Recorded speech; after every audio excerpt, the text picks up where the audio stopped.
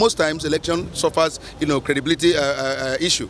And so I would have wanted the president of the country to have signed that electoral bill that has made some high level of improvement in the electoral process. But the man says he's not going to sign it, and citing that election is so near. And so we are going back again to 2010 time, where we are, being manipulated in an electoral process. And so that is not too healthy. Now, if government, that's why we're saying that INEC is not independent.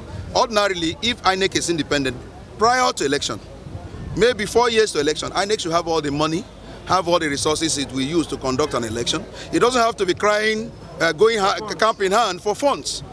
Few weeks to election, he has not gotten all the money that he's supposed to use. Shows you that INEC is not independent.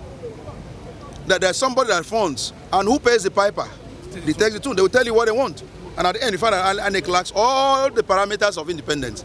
So that tells you that INEC is really not independent in the real sense of that word. So I think we must really take time to insist that government must do the right thing in this country.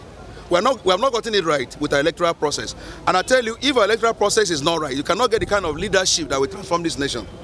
Leadership that is audacious.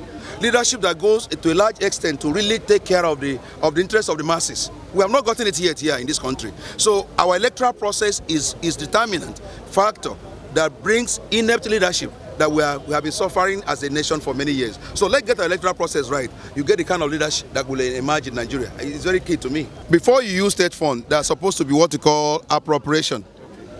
But most time in our system, governors put their hands in the tilt, in the treasury, and take money without any proper checks and balances. Because most time they just settle the speaker, settle the members of the house, and they don't look towards that direction. Ordinarily, you cannot use state fund in order to fund your private litigation issue.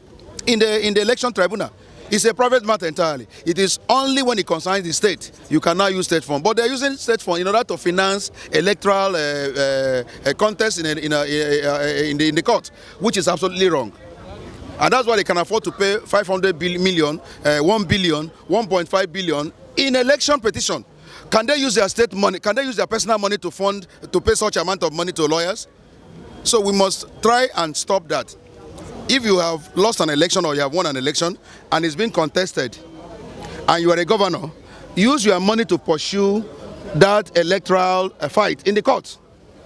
You should not use state fund because it's not meant for you. That is money that belongs to the public.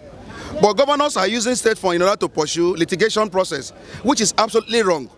It's unconstitutional, it's illegal, but it's going on in Nigeria and nobody is talking about it and nobody wants to stop it because some people are benefiting from it.